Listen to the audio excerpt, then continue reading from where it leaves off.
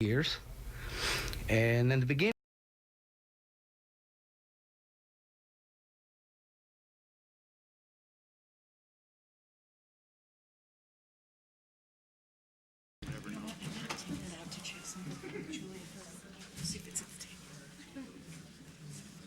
Thank you. Is that yours? Never mind. No, she has. Sorry. Right.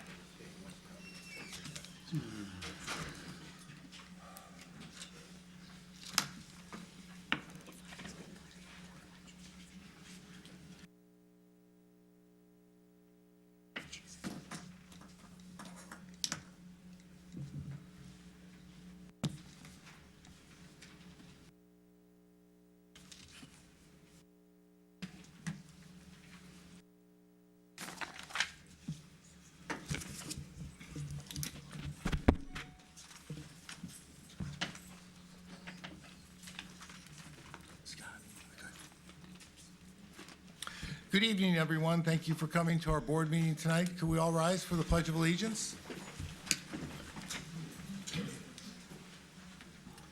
I pledge allegiance to the flag of the United States of America and to the republic for which it stands, one nation, under God, indivisible, with liberty and justice for all. Sandy, will you call the roll? Trustee Messick? Here. Trustee Sheehan? Here. Trustee Casera is absent. Trustee Lautner? Here. Trustee Zora? Here. Trustee Seidel? Here. President DeCipio? Here. A quorum is present, Mr. President. Thank you, Sandy.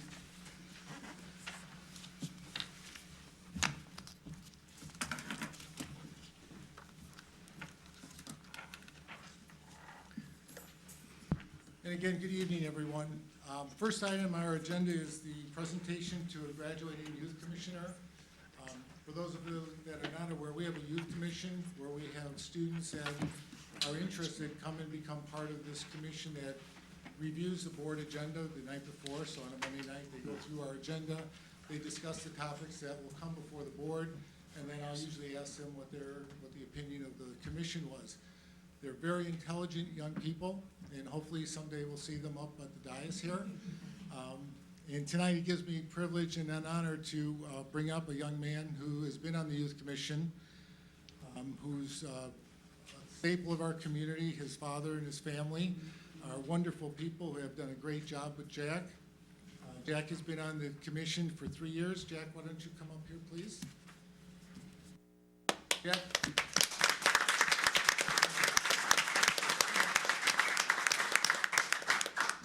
See, I don't even have to say anything and you get an applause. Wait. Jack will be attending the University of Illinois, Urbana-Champaign. He'll go into general studies to give himself some time to figure out exactly which direction he wants to go down. Jack's hobbies include playing basketball at Memorial Park or any place else that Jack can bounce a ball. He enjoys playing video games, hanging out with friends. He is currently as a lifeguard at Hinsdale Public Pool and has worked for Postal 31 and Ace Hardware. I can attest that Jack's a hard-working young man. He's a very intelligent young man. Emily has worked with Jack on the Youth Commission the past 3 years. Emily, would you care to make any comments? But we are privileged to have Jack here, and hopefully we'll see him back up here someday. So good luck at Illinois Urbana. Wanted to make a couple comments. I have had the pleasure of working with Jack over the last 3 years on the Youth Commission. He has really been a joy to have on the commission. He's participated in every meeting. He's been very thoughtful at considering the issues, and I think his family at least won't be surprised to know that many of the things that he brought up during the Youth Commission are the same issues that the board then brought up at the following work session. So we will miss him. He has been a great contributor, and I know he will go on to do great things. Thanks, Jack.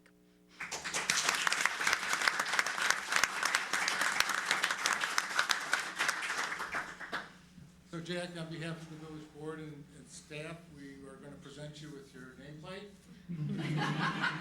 So when you get to Illinois Urbana, they'll know exactly who you are. A little present from the village. And then a certificate of appreciation is awarded to Jack Cullis in recognition of and in appreciation for his dedicated service on the village of the Grange Park Youth Commission. Congratulations, Jack. I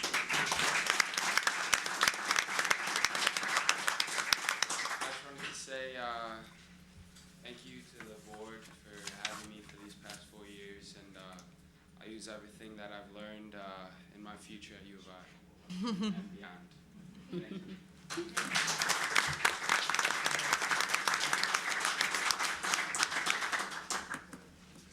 So when Jack comes back, you'll see we'll be in good hands.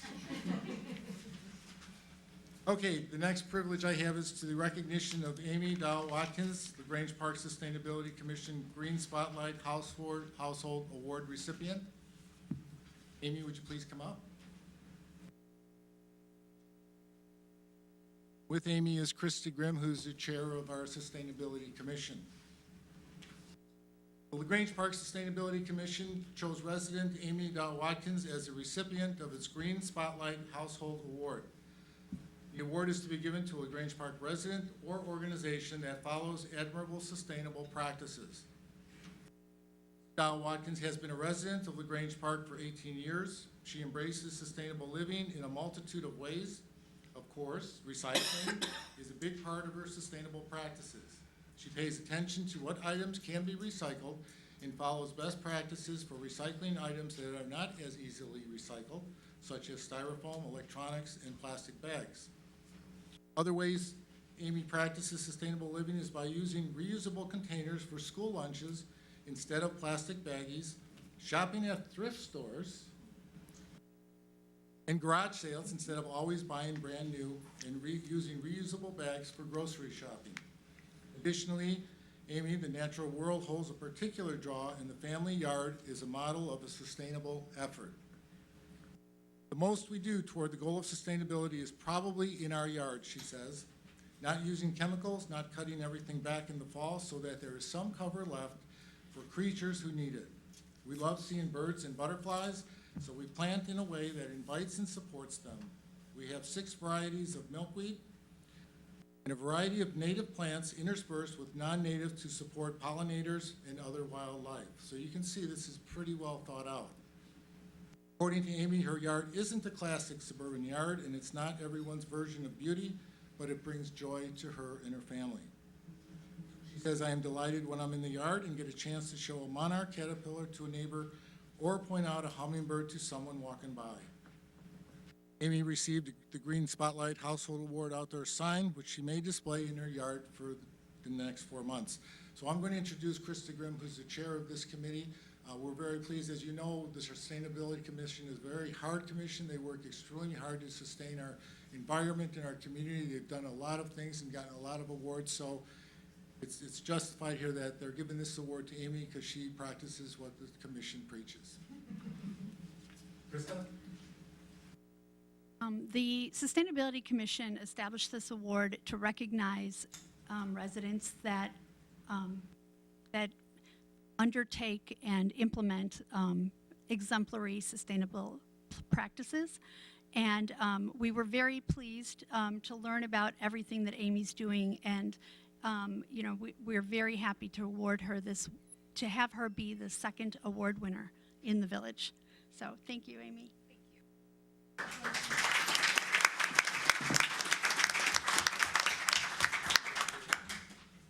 And we will present Amy with a plaque and then also her sign that you will take home now and put in your yard.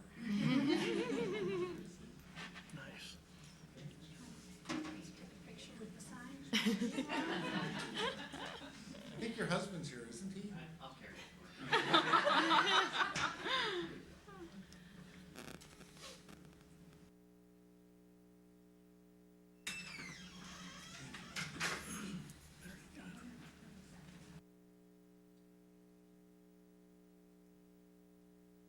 I add one thing. She made the corsage flowers for Jack's prom date too. With the flowers from the back. Nice. Jack, why didn't you say something? Yes.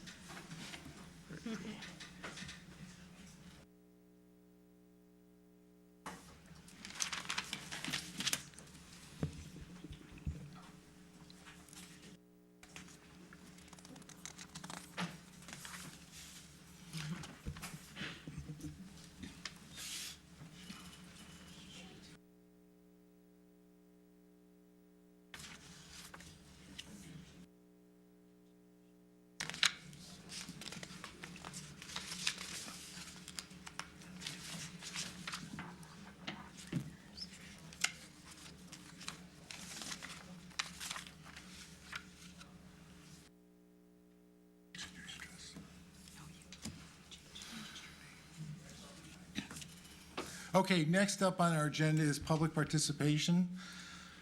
I ask that we have a crowd here tonight, and I'm sure most of you want to talk on a certain topic.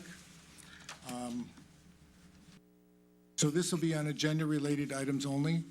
So I ask that whoever would like to speak before the board to please step up to the mic and give us your name. And then you can proceed, and you'll get 2 minutes. So try and condense everything into that period of time so I don't have to get the hook, because we want to give everybody a chance to speak. So whoever would like to speak, please step up to the mic. Good evening. My name is James Drury. I live at 343 North Edgewood, and I'm here today to talk about the potential change in the regulation concerning backyard chickens. I brought 4 documents with me today that I wish the board would consider before you make a decision. One is from June 13th of this year, just a few weeks ago, from the Center for Disease Control and Prevention, Keeping Backyard Chickens and Other Poultry. It's an alert, multi-state outbreaks of salmonella infections linked to backyard poultry. The next one is from the Illinois Department of Public Health, Infectious Disease in Illinois, Human Health Concerns about Raising Poultry. The first one is concerning salmonella. The second one I think is even more important. I spent 25 years in medical sales, and the second one is histoplasmosis. If you don't know about histoplasmosis, ladies and gentlemen, everyone here today, I hope that no one in this room or anyone that you know contracts histoplasmosis. It's a fungal disease that grows on the droppings of birds. It can be kicked up in the air. You ingest it. A dear friend of mine, his granddaughter is now 15. If she makes 25, I will be surprised. She's been to Mayo, Mass General, Johns Hopkins, Vanderbilt, Northwestern. It cannot be cured. Histoplasmosis, ladies and gentlemen, is even more deadlier than salmonella. I have that document. The next one comes from California, health risk of living near a chicken farm. Sacramento Injury Attorneys blog. Of course they're going to get involved. Has to do with the dust that is created by the chickens. It is the dander of the chickens. If you have a chicken allergy, you ingest the dander of the chickens and some of the feather, and the feathers can be toxic. If you are suffering from a liver problem, if you're under chemo, if you have COPD, this can cause a problem for you. I went online to determine how many people are over the ages of 65 in the village. It's about 25%, and these are the people who would be at risk. You want this, sir? Yes, please. Give him to Julia. Thank you, Jim.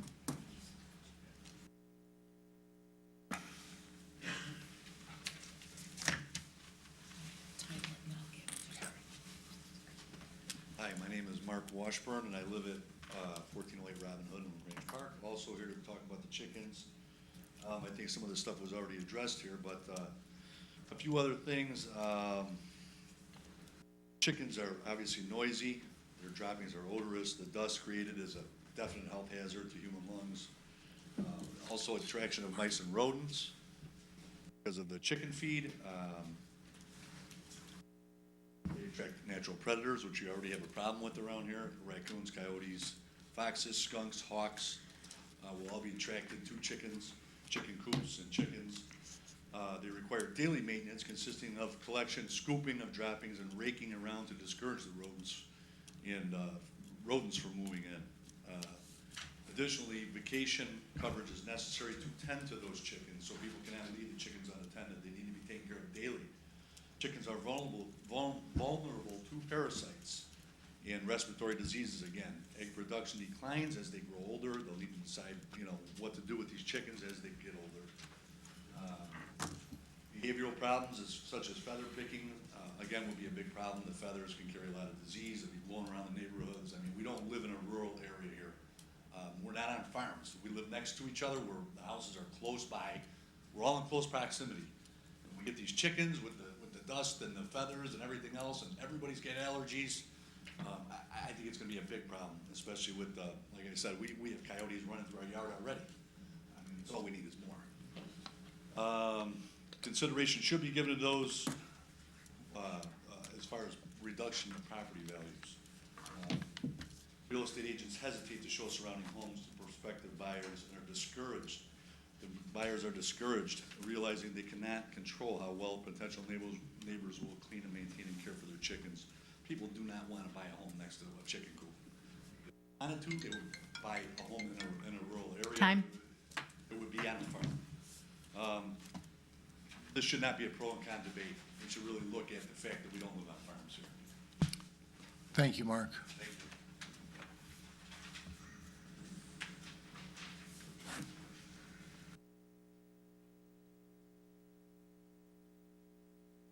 Good evening. Can you hear me okay? Good evening. My name is John Nichols. I lived in the village for 37 years. This is the first time I've ever done anything like this, but I'm here to talk about the chickens. First of all, I feel betrayed by our board. We ran a survey, come up with its chickens wanted, and then it comes before the board and they voted down, oh no, we're gonna vote on it. Who wants the chickens more, the voters, or the board? That's my first question. I think it's terrible what you're doing. I've been around chickens, I know the smell, like this gentleman said, and again, it brings in varmints, and the question, you're gonna argue, go back and say, well, look, you've already got coyotes, raccoons, all of those animals, but if you bring in chickens, you're gonna bring in more, because they've got more places to eat. A good example of what I'm talking about, I had a neighbor who used to put out shell peanuts and corn for the raccoons and for the ducks. Finally, we talked to him, and once he did that, the ducks quit coming. We don't have raccoons anymore. So if the food isn't there for them, they won't come. Somebody also said something about the sizes of villages, you know. They talked about Countryside having them, they talked about Westmont having them. They've got bigger lots than what we've got here. We've got small lots. The only lots I could see in the village that would be big enough to put a chicken coop on are the ones that back along the Indiana Harbor dump tracks. Other than that, you've got little small lots. And it was also said in the paper that one lady wanted to have a chicken for her youngster so they could become a responsibility. Well, to me, from what I understand, a chicken's lifespan is only 4 or 5 months, and then you get rid of them. You can't gain and learn anything from the chicken. If you want to do something, you have to get Time. responsibility. You can plan all kinds of habits, other animals like small animals like that, or even a goldfish. A goldfish is cheap. You have to maintain it, but you can still turn around and get rid of it real soon. Thank you, John.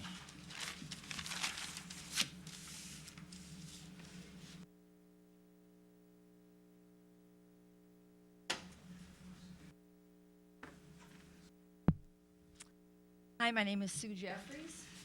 I've lived at 211 Community Drive for the past 33 years. I'm also here because I'm strongly against the keeping of chickens in Grange Park for many of the reasons stated by the other folks that were just up here. My husband and I, we did participate in the survey, and there were a lot of reasons listed in the survey, so I don't feel the need to go into that. In reading the minutes of the June 11th Village Board meeting, it states in here that the majority of the survey, 54%, were against the keeping of chickens.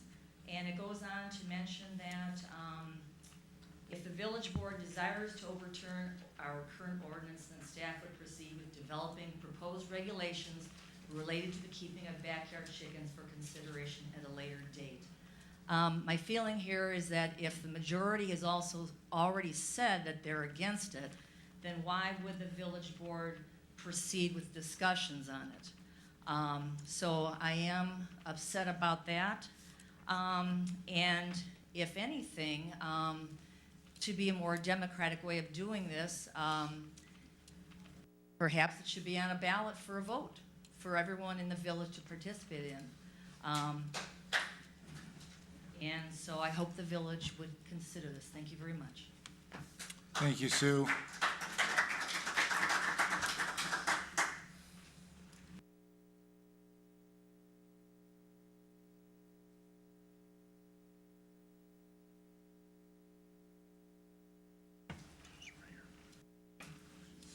My name is Gwen Pikars. I live at 111 East 29th Street.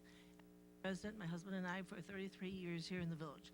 When we moved in, we thought it was the greatest place to live, to raise your children, to raise your family, to have pets. I've met so many neighbors I've become friends with for so many years. And I have lived with friends and family members who have farms. I know a lot the same thing about the animals, your pigs and all that, if you put them in any kind of a more domesticated place. And chickens do not belong in a house, in a residential area such as this. The one person mentioned about the lot size, that's very true. Where I live, the house behind me is actually more rectangular. There is not a lot of room between their back lot and their house. I'm not saying they're going to get it, but if they do, it's gonna be all over. We talk about the pollen and the dust and everything that's gonna be raised. When people are cutting their grasses or the services that come around, they're cutting the grasses and all that stuff goes in the air. It spreads around and all that. Everyone is gonna have it in their neighborhood. I just am strongly against it. We also said that, oh, we have the raccoons and the deer and the possums and all them, and the foxes. We do, but think about it. We are in LaGrange Park. We back up by the forest preserves and other areas in many cases. This is their home. This is their environment, their natural habitat. They belong here. When the village was built, I'm assuming that we infringed upon them. Chickens don't belong here. This is not their natural environment, their natural habitat. They just do not belong here. And again, it'll only encourage more animals to come by. And why cause more problems? The property values, I only can see it going down, and yet our taxes will probably go up. Why am I gonna be paying for taxes and I'm gonna have noises behind me? How do I know anything? And my other thought, I thought afterwards is, besides, we have like no Time. ruling. What if people decide to bring in a rooster because they want to have additional chickens? Okay, so one rooster, two rooster, suddenly got a cockfight going on in somebody's garage or their backyard or something. Do you really want that in the neighborhood? I'm sorry. That's okay, Gwen. Thank you. Please. Thank you.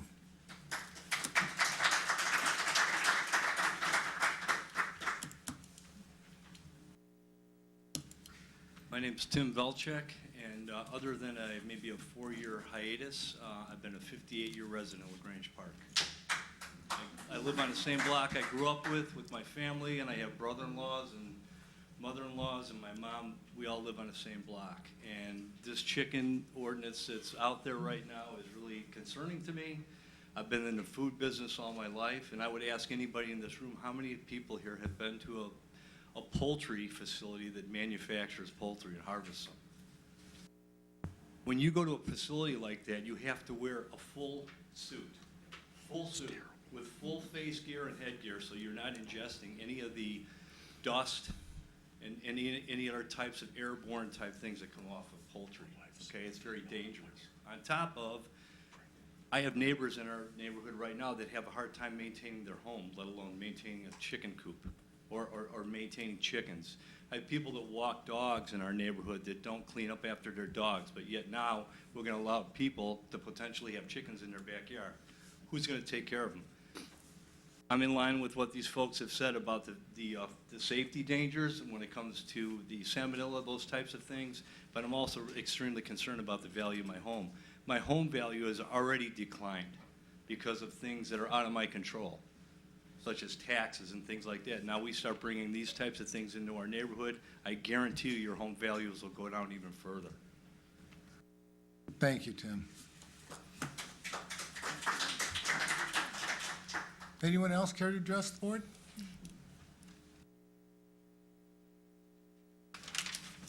Hi, I'm Pam Podolner. I'm at 317 Kensington, and I'm here to talk about the chickens again. And totally in support of chicken keeping. I think it would be fabulous for our community.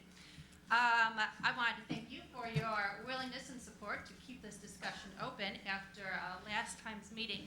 And I wanted to talk more about what happened with my family after the meeting 2 weeks ago.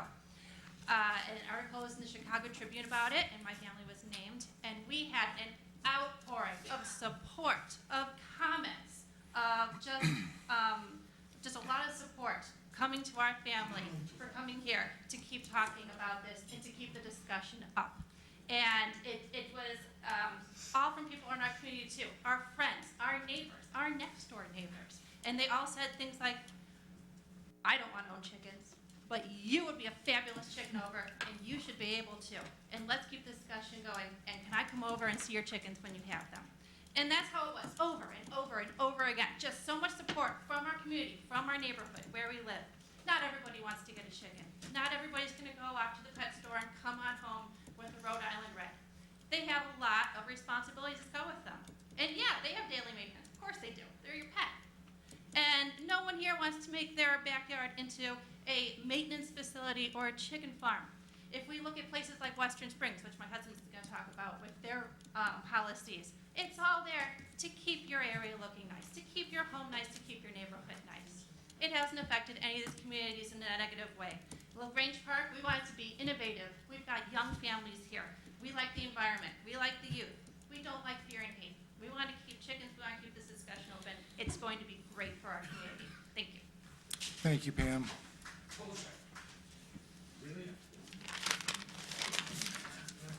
Let's all be respectful, please.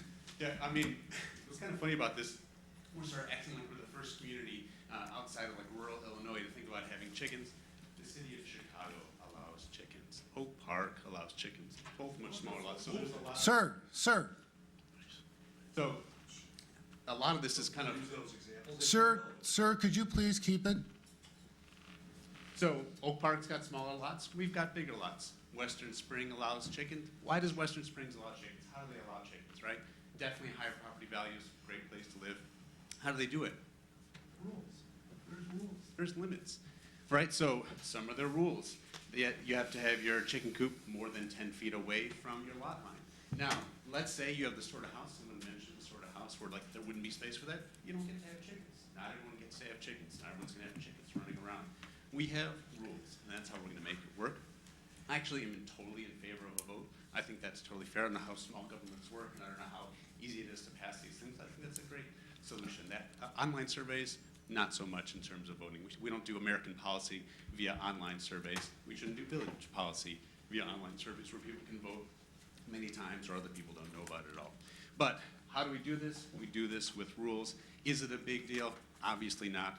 Western Springs, Oak Park, City of Chicago, we're not the first place to think about chickens. We don't need the alarmism. Thank you. Thank you.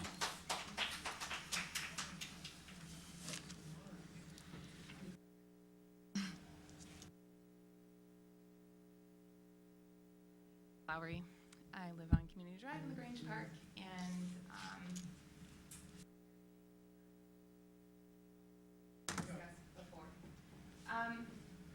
so much in today's society we focus on the negative aspects of things, and for every negative there is a positive. And by no means, when I had thought of this topic and wanting it for my children and knowing how much enjoyment, health, and sustainability that would allow for us, did I think I would cause such turmoil in our community? I do think, and I thank the board again for keeping this discussion alive, we are not asking for chicken farms. I am not asking to, have roosters. Again, the policies and procedures that other neighborhood villages have put into place prevent that from happening. To my knowledge, we are all at risk every day in our lives for infectious diseases. Predators do come into our neighborhoods, whether there's chickens or not. I've talked with several members of the neighboring communities. They have felt that because of backyard chickens, those things have not been at a greater precedence or prevalence. I would encourage the board to bring it to a full village resident vote would be great. I would also encourage that I mentioned a long time ago, which is what Western Springs did, is having one family or a couple families give a trial with all those rules and regulations in place. Again, I just can't thank the board enough for continued discussion on this. I would love to have chickens, and I do think that it would only make the Grange Park Thank you, Leah. Anyone else care to address the board? Okay, seeing none, we'll move on. The board has not made a decision, otherwise you wouldn't be here tonight. We asked for more information. The survey was done. It was a tool that the board asked to implement. It wasn't a deciding. But this board is doing their due diligence, so, and the only thing I really ask, everybody has an opinion one way or the other. Just be respectful of each other. We all live in the same community. Give each other a chance, okay? So moving on, we've got consent agenda. Sandy, please call the consent agenda. The items on this evening's consent agenda are as follows. Approval of the minutes for 1, executive session meeting, May 14th, 2019. 2, village board meeting, May 28th, 2019. 3, executive session meeting, May 28th, 2019. 4, work session meeting, June 11th, 2019. 5, executive session meeting, June 11th, 2019. B, action, zoning application number 2019-01, 340 North Spring, zoning variations. Motion to approve an ordinance granting certain variations for 340 North Spring. Public hearing number 2019-01. C, action, 2019 alley and beach off-street parking engineering agreements. Motion to approve and authorize the village manager to execute agreements between the Village of LaGrange Park and Edwin Hancock Engineering for engineering services in an amount not to exceed as follows. 1, $33,400 for design and construction engineering. 2019 alley reconstruction project. 2, $5,300 for design and construction engineering. 2019 beach off-street parking project. D, action, motion to authorize the president and chairperson of the finance committee to sign the register for bills and authorize the treasurer and village clerk to sign checks and payment of operating bills and salaries as itemized in the check registers. E, action, motion to authorize the village treasurer and village clerk to sign checks in the payment of payroll and other bills that become due between this date and July 23rd, 2019, with subsequent approval of the payroll register and voucher register by the Board of Trustees at its regular meeting to be held on July 23rd, 2019. Entertain a motion to approve the consent agenda as presented. So moved. Second. A motion and a second. Sandy, call the roll. Trustee Messick? Yes. Trustee Sheehan? Yes. Trustee Lautner? Yes. Trustee Zora? Yes. Trustee Seidel? Yes. The motion passes unanimously, Mr. President. Thank you, Sandy. Next up is village manager's report. Julia? Thank you, Mr. President. I have just one item to report on this evening, and that is a big thank you to everyone involved in our first ever Waterworks workshop. This was an event that was held in this room on June 13th. It was absolutely fantastic. There were a lot of educational displays that were available to residents who wanted to learn more about the water system, where the water came from, what goes into a water rate, how much water makes up the water rate, and what does that compare to with regard to purchasing water in other ways. There were demonstrations outside with the Public Works Department, which were just fantastic. There were some people who reportedly watched the same demonstration 4 times. So it must have been a fantastic demonstration. There was also a water taste test where our own water, the LaGrange Park water, came out on top. So there were 3 different water sources, and we came out on top, so that was good news. There were a lot of educational materials and visuals. Every department helped. Special thanks to everyone involved in making sure that the education, the important components of this important workshop were put together, demonstrated in a way that was very tangible, very understandable. We got a lot of positive feedback from the residents who attended. On behalf of staff, we'd like to thank all the residents for coming, getting involved, asking the questions, and we'd like to thank members of the board and employees who were involved in the event. Thank you so much. And unless if there's any questions, that concludes my report. Thank you, Julia. Administration Committee, Trustee Seidel. I have 3 items tonight on the administration report. The first item is vehicle stickers and dog licenses required by July 31st. Residents are reminded that village vehicle stickers and dog license must be purchased and displayed prior to midnight on July 31st, 2019. Renewal applications were mailed to each home in early June. To renew your license, please correct any incorrect pre-printed information on your renewal application and return it with payment to the Village Hall for processing. If you have not received a renewal application, blank forms are available at Village Hall. Vehicle stickers may be purchased at the Village Hall during regular business hours or purchased online from the Village website at www.lagrangepark.org.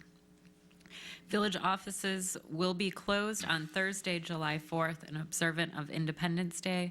Regular office hours will resume on Friday, July 5th at 8:30 a.m.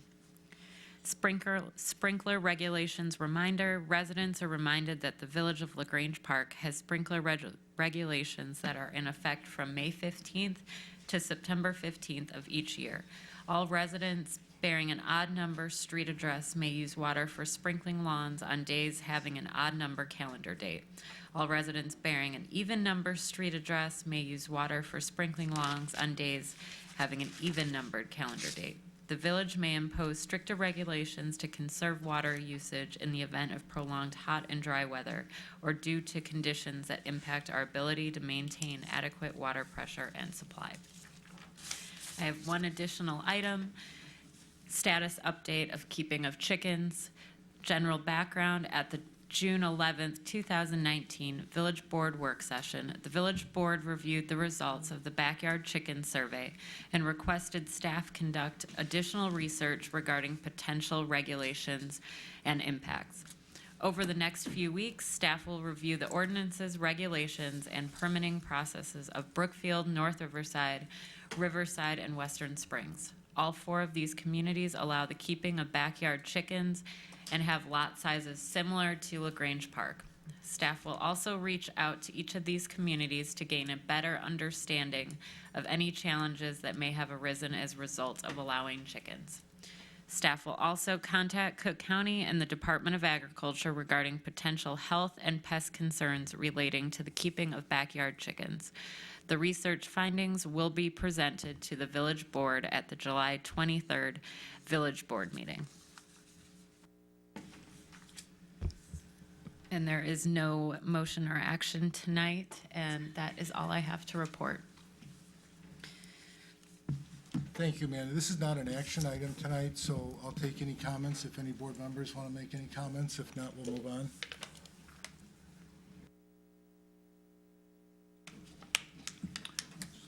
Okay. Mr. President? Yes, Trustee I Wagner? would like to extend a thank you to the village residents that have showed up to express their opinions and to continue the discussion. I think that's very valuable and very helpful. So, a lot of times we have these meetings and the pews are empty, so to speak, and it's always good to get direct community feedback. So I do appreciate our residents that have contributed here this evening. Okay, and I second that. I think it's healthy on both sides of the aisle, and we need to hear voices.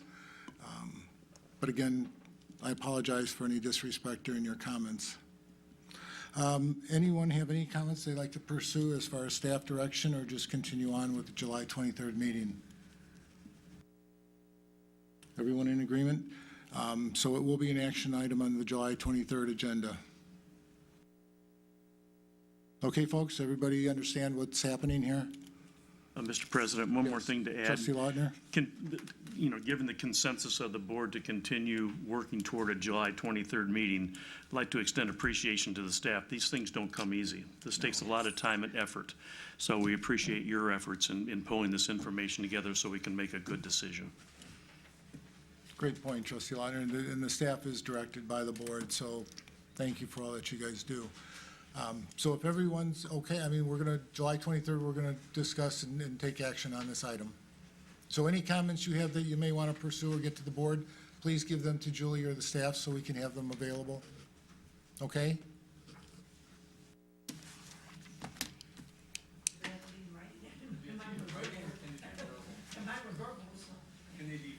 You can come back and speak again, yes. Yes, that would be great. But depending upon how many people turn out, the time that is allotted to each person to speak may get less, just as it did tonight. Because there were so many people wanting to speak, if twice as many people were to show up at the July 23rd meeting, maybe only everybody gets 1 minute. And if I may just say one comment, that would be fine with me if all the new people spoke up and the rest of us would at least know. Sure. Thank you for coming. Okay. Well, we made it through. Okay, next up is Building and Zoning Committee, Trustee Zora. Thank you, Mr. President. I'd like to report the building department activities for May of 2019. 102 building permits were issued in May compared to 94 last May. 278 permits have been issued year-to-date compared to 329 during the same period in 2018. Cost of constructions for the month were up 40% compared to last May. Permit fees collected for the month were up compared to last May. 117 inspections were conducted this May compared to 112 last May. 13 were not approved. Work continued at the Park Holmes Shopping Plaza on 31st Street, with the facade being mostly complete and planning for a portion of the roof replacement underway. An occupancy permit for Farmers Insurance was approved, with spaces to be soon to be prepped for Rossetti's Pizza and Eno's Tacos. Staff responded to a larger number of yard flooding complaints than usual due to the continued rain we experienced. CSJ project is nearing completion. During the month, most of the interior finishes were completed and most of the exterior landscaping was completed. Final inspections for temporary occupancy were scheduled.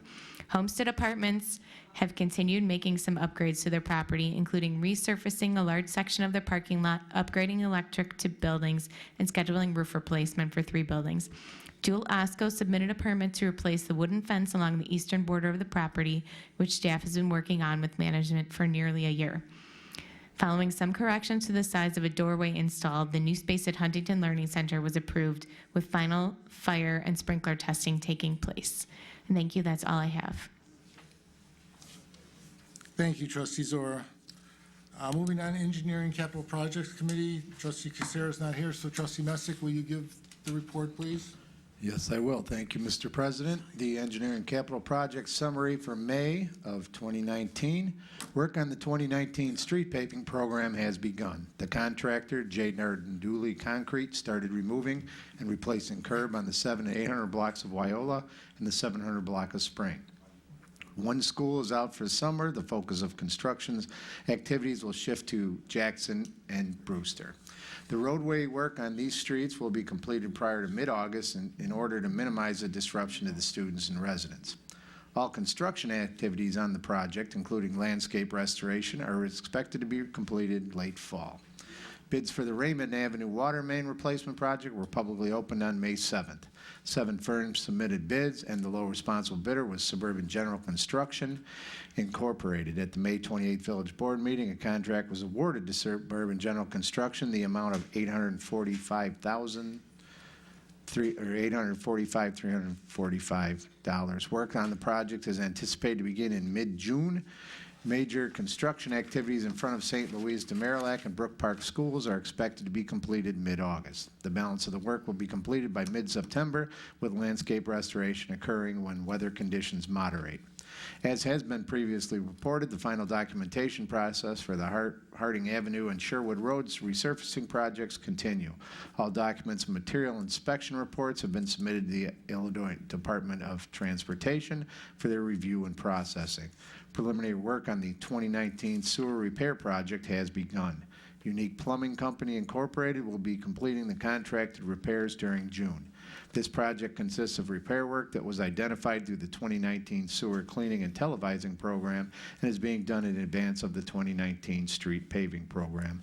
There are no action items, and that concludes the report for Engineering Capital Projects, Mr. President. Thank you, Trustee Messick. Moving on, Public Safety Committee, Trustee Lautner. Thank you, Mr. President. This evening I have reports from the public safety area. First of all, from our police department and our new chief, Tim Contois.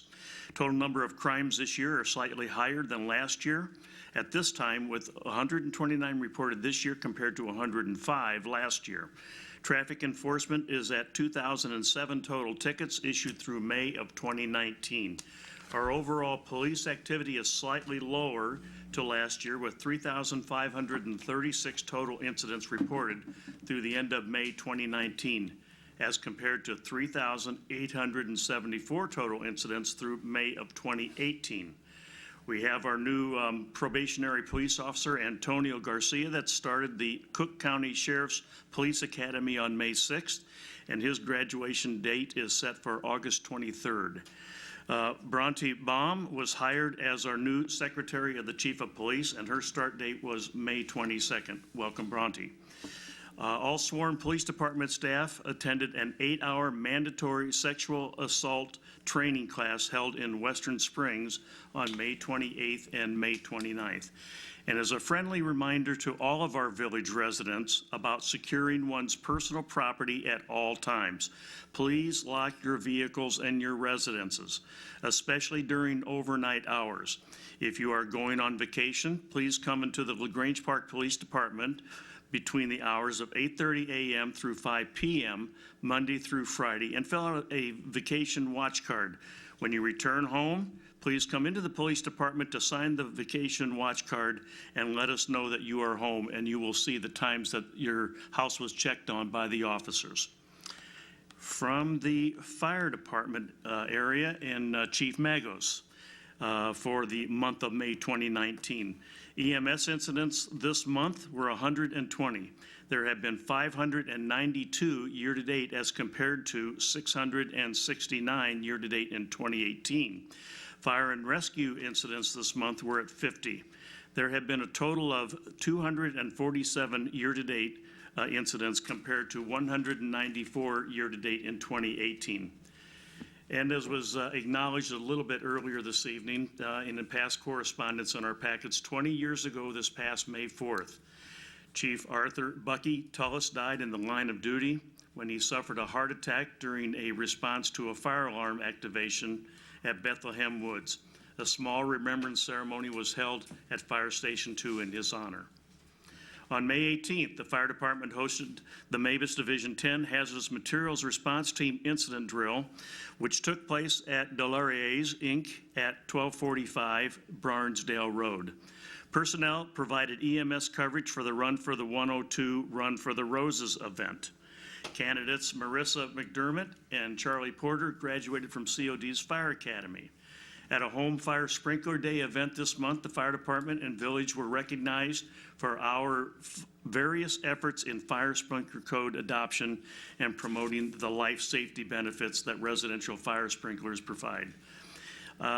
There were several firefighters who participated in NICOR's natural gas fire school in Troy Grove, Illinois, which, by the way, is the birthplace of Wild Bill Hickok. I hope you went to the memorial. Just a few items noteworthy that occurred during the month. There was a response to a chimney fire on Stone Avenue when the fire was started inside the fireplace and ignited a squirrel's nest inside the chimney. There was a response with our chief to assist Western Springs with a small fire in a townhome on Hillgrove. There was an incident that was a response to a fire inside a garage on Barnesdale, and response to a garage heavily involved in fire on Newberry. A car was parked outside an adjacent garage and an adjacent home were also damaged. And another incident was response with the division chief as a scene safety officer for the Mavis hazardous material box alarm that was due to a truck crash on 294 involving an acid leak. And that concludes my report for the month of May from the public safety area, Mr. President. Thank you, Trustee Lautner. Moving on, Public Works Committee, Trustee Sheehan. Thank you, Mr. President. It's hard to believe May's report starts off with snow operations were finally put to rest. After a long season of snow, all vehicles have been switched over to summer, and the winter equipment was inspected to be ready to go for next season, hopefully no time soon. Director Ratty, staff, everybody, the residents appreciate the fine job Public Works did keeping our streets clear over the winter, so thank you. As soon as winter weather left, spring came storming in with a mass amount of rain. 8 1/4 inches of rain fell in Chicago, setting a record for the wettest May to date. This destroyed the May average of 3.68 inches. Public Works activities had to deal with the precipitation in a multitude of ways and is happy to report our sewer and storm system handled all water nearly flawlessly. The village brush collection program started with a bang the first full week of May. Multiple crews spent 108 hours making multiple passes through town, collecting brush piles. Nearly 205 cubic yards of brush were collected.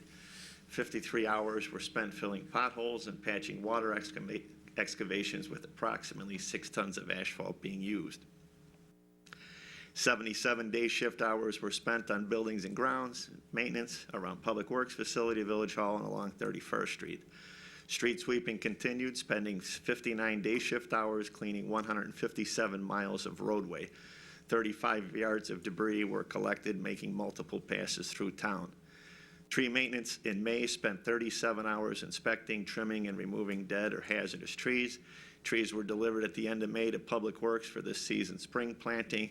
DPW staff finished completing the first week of June, including the Triumph Elm selected for the village's Arbor Day ceremony, honoring Bruce Serchio. The village mulch program began in May. Mulch was in high demand again this year, with Public Works spending 114 hours delivering over 200 loads to residents directly. Our mulch supply was exhausted this season, and further mulch will be produced for next year. Foreman John Jandik attended the Illinois Public Service Institute this month. The IPSI is a 3-year program that teaches and molds employees to better serve their community and staff, along with creating a strong network of peers in the same field of work. Irma stopped by DPW to conduct a fall protection training workshop for the department. Various types of situations were discussed, along with proper personal protection equipment and regulations to follow. Public Works has come together with great ideas and motivation for the water workshop that was held. It went over quite well. Thank you again, Director Reddy and staff. Everybody did a fine job. Hopefully next year more residents turn out to appreciate the gem we have. 81.5 day shift hours were spent on the maintenance of Public Works equipment and vehicles. Work orders were completed with crews removing roadkill, making sign repairs, and attending to residents' concerns. Maintenance was completed on our vehicles. Water Department operation, over 418 day shift hours and 79 overtime hours during the month of May were spent on maintenance and repair of sewer and water mains. 33,320,000 gallons of water were purchased from the Brookfield North Riverside Water Commission. 1,479 water meters were read in Section 2. 55 monthly accounts and 25 meter readings were taken. Various inspections, appointments, and service calls were performed. 6 water, sewer inspections, 5 meter appointments, and 27 service calls were performed. 15 water bacterial samples were taken. 236 valve box locations were identified. Utility locations were identified prior to excavation. 5 valve boxes were repaired. 9 water service lines were repaired. 2 water mains were repaired. And that concludes my report, Mr. President. Thank you, Trustee Sheehan. Moving on, Finance Committee, Trustee Messick. Thank you, Mr. President. And the finance report as of May 31st, 2019. Fiscal year to date, general fund revenue is at 6% of the annual budget and about $21,000 greater than the prior year. Other local taxes are down due to the timing of cable franchise fee payment. Sales tax revenue was also down in May. However, there was a rebound in June, so also likely due to the timing of collections. Telecommunications tax was up nearly 50% in May compared to last year. Both April and June receipts were lower, indicating timing of collection again is the most likely reason. Intergovernmental revenue is up significantly compared to last year due to the increased LDGF receipts. The state income tax performed much better than originally projected in April, and so is likely due to the federal tax reform. Total general fund expenditures are within expectations at 6% of the annual budget and about $62,000 greater than last year. And that concludes the finance report. There are no action items. Thank you, Trustee Messick. Moving on, other reports, Village Clerk, Nothing to report at this time, Mr. President. our Village Treasurer, No report tonight, Mr. President. our Village Engineer, No report, Mr. President. our Village Attorney, No report, Mr. President. and Commercial Revitalization Committee, Trustee Zora. Yes, thank you, Mr. President. The 7-Eleven Strip Center facade improvements are nearly complete. The property manager is currently working with contractors to finalize the plans for the water service line replacement and interior fire sprinkler system installations. Parking lot landscaping has been installed throughout the Village Market Shopping Center property. The required landscaping at the base of the newly remodeled directory pylon sign for the center has also been installed. Staff will be meeting in the coming week to discuss the design of the North Beach Avenue parking lot to be constructed in the right-of-way on the west side of Beach Avenue, north of 31st Street. Staff met with the owners of 1201 Barnesdale to discuss how demolition, design, and construction of the property is progressing. And that's all I have to report for the Commercial Revitalization Committee. Thank you. Thank you, Trustee Zora, for stepping in there. Motion to approve the committee and collectors reports as presented. So moved. I have a motion to a second. Second. All those in favor? Aye. Okay. I just have a couple items. First, Public Works Open House. I want to thank Rick and your staff and everybody that participated, Chief and Larry and Paul and your staff and Chief and Emily and Julia and everybody that was involved. I think it was a tremendous event. Those that didn't make it, hopefully they'll come next year because they missed a great opportunity to see a lot of things that are going on in our village. I want to thank all the board members that did attend because we need to show support to the staff and all the work that they put in to make us look good. So thank you. Arbor Day, probably one of the finest Arbor Day ceremonies I've seen, I've been involved with. Rick, I want to thank you and your staff again. There was a big crowd there. It was a wonderful dedication to a fine person, but the presentation itself was awesome. You guys did a great job. Thank you. I have a discussion and action item.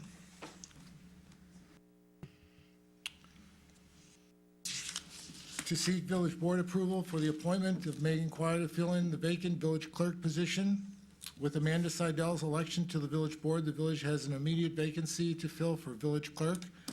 The village posted the position announcement for 1 month with the applications due on May 17th, 2019. The village received 5 well-qualified applications, resumes, and all the candidates were interviewed with the assistance of village manager Julia Cedillo, assistant manager Emily Rodman, and Trustee Seidel and Sandy, our executive secretary. A second interview with Megan was secured in the decision that she was the top candidate for the position. Megan is the administrative coordinator for Helping Hand in Countryside. There she maintains all records and documentation for the school, including the taking of meeting minutes. She is responsible for tracking and completing all paperwork for the state of Illinois on an annual basis.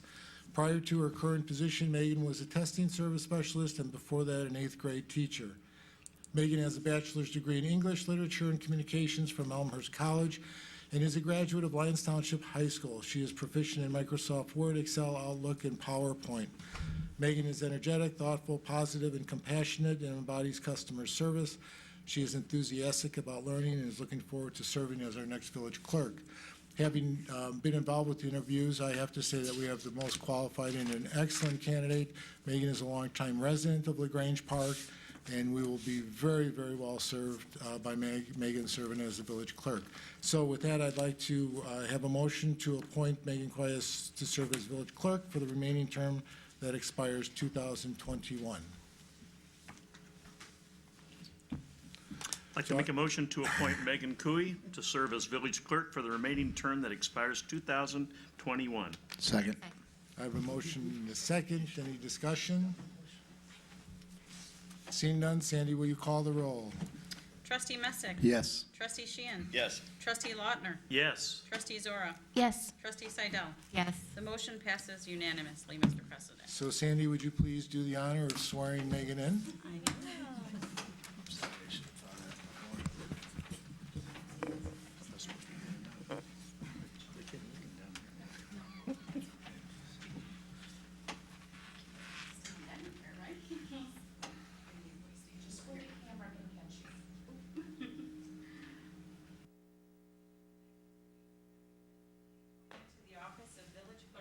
Village of LaGrange Park in the state of Illinois, solemnly swear that you will support the Constitution